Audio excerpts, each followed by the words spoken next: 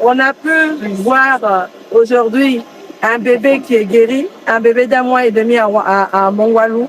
Et c'est vraiment la preuve, et on a eu aussi une survivante, c'est vraiment la preuve qu'aujourd'hui, les gens peuvent être guéris de Ebola.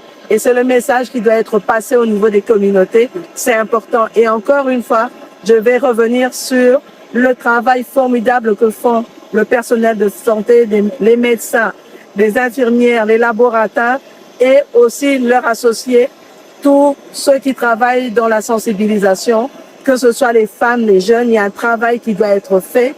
Et vraiment, merci et félicitations à tous ceux qui se sont investis dans ce travail-là, parce que c'est le seul moyen que nous avons aujourd'hui pour combattre l'épidémie. Autre chose que j'allais oublier, au niveau de l'INRB à Kinshasa avec le professeur Mouyembe, ils sont en train de travailler pour rechercher un traitement pour la souche Bundibugyo et aussi un vaccin. Et on espère d'ici quelques mois, peut-être 2 à 4 mois, on va pouvoir trouver le vaccin et le traitement. Donc les fonds ont été mis à disposition pour cela. La maladie à virus Ebola touche un certain nombre de provinces avec un épicentre ici dans le Littouri, mais on est parti de 3 provinces avec aujourd'hui 5 provinces touchées. Et c'est une problématique qui touche l'ensemble du pays.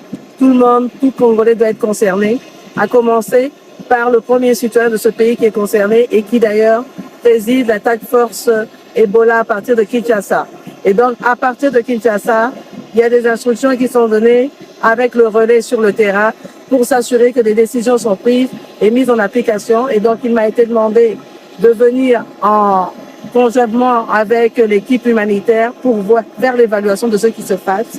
Nous avons commencé par Kisangani, qui a été affecté par des cas qui sont venus de l'Ituri. Ils ont commencé à prendre les choses en main et je pense qu'à partir de la semaine prochaine, il y a un nouveau laboratoire qui sera mis à disposition qui va permettre d'améliorer les prélèvements et les analyses faites sur les cas suspects et ainsi permettre une prise en charge beaucoup plus rapide. De même ici, on a été au CTE à Wampara, donc je viens de Mongwalou. Bien sûr, la prise en charge est faite, mais il y a encore des défis. Il faut beaucoup plus de matériel de laboratoire, de prise en charge, de véhicules roulants et d'ambulances pour pouvoir aller récupérer les malades dans leur communauté, les ramener. Mais quand on regarde la mobilisation des fonds qui a été faite par le gouvernement, on est à un décaissement de 50 millions de dollars, plus la mobilisation de fonds au niveau des différents partenaires. On se rend compte que d'un point de vue financier, on n'a pas de problème majeur. Maintenant, c'est vraiment comment on peut s'assurer que toute la logistique est prise en charge, des problèmes d'eau, des problèmes d'oxygène, d'ambulance, d'équipement pour les enterrements dignes et sécurisés, de pouvoir le faire à plus large échelle, de manière à couvrir toutes les zones affectées. Et donc, d'un point de vue financier, on a les moyens aujourd'hui, c'est simplement la mise en route, les différentes commandes qui doivent arriver. Mais ça, vous avez vu aujourd'hui, j'ai eu à remettre 10 véhicules et le processus va se poursuivre. Maintenant, là où je vais vraiment marteler sur base de l'évaluation qui vient d'être faite, c'est la nécessité de monter en puissance au niveau de l'engagement communautaire. Et ça, c'était un élément important, d'où la sensibilisation au niveau des communautés. Les relais communautaires sont très importants et il va falloir vraiment qu'on mette le maximum sur ça. Bien entendu, il y a une prise en charge qu'on va devoir faire de tous les relais communautaires. Les choses sont en train de s'organiser et c'est vraiment important que les communautés soient mises en confiance de telle manière qu'on puisse détecter à temps tous les cas suspects, les ramener au niveau des centres de santé. Comme ça, on peut rapidement faire le tri entre ceux qui sont vraiment malades et ceux qui ne sont pas et permettre une prise en charge la plus rapide.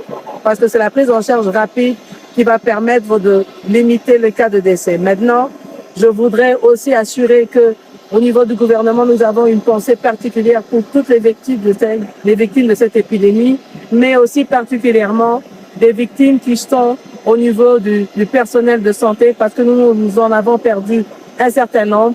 Mais aujourd'hui, les choses sont prises en charge de telle manière que le personnel de santé est équipé, etc. Maintenant, il y a toute la prise en charge financière qui est aussi en train de se planifier.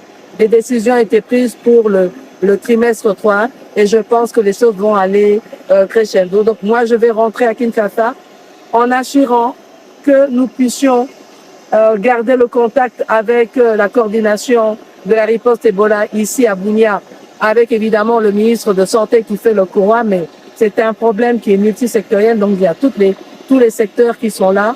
Vous avez vu la ministre d'État, Affaires sociales et Action humanitaire et m'a accompagné parce que nous devons aussi gérer les sites de déplacés pour que ce problème sanitaire ne vienne pas encore à approfondir la crise humanitaire qui existe ici en Ituri et dans d'autres zones de l'Est.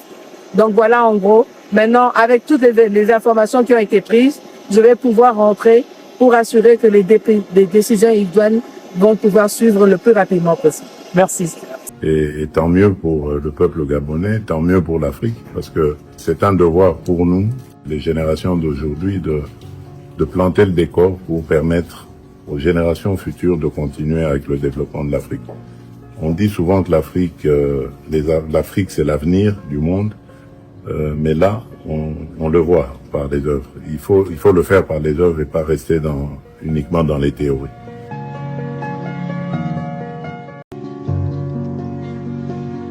Les impressions sont excellentes. C'est vraiment ce qu'il faut pour l'Afrique. Le Gabon est en train de se transformer, de se moderniser.